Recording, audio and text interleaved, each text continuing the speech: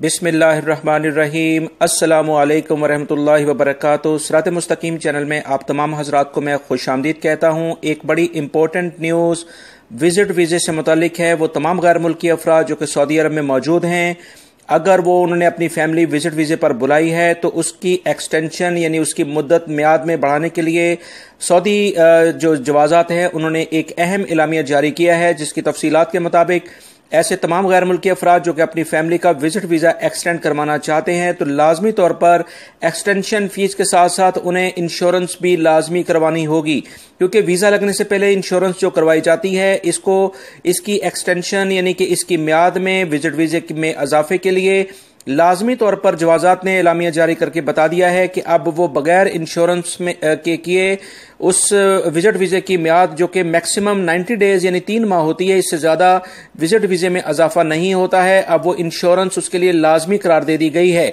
इस सिलसिले में जवाजात ने अपने ट्विटर अकाउंट पर तमाम गैर मुल्की अफराद को इस बारे में मुतला कर दिया है, इन्फॉर्म कर दिया है कि वो लाजमी तौर पर अपनी फैमिली के विजिट वीज़े से पहले उनकी इंश्योरेंस भी करवाएं।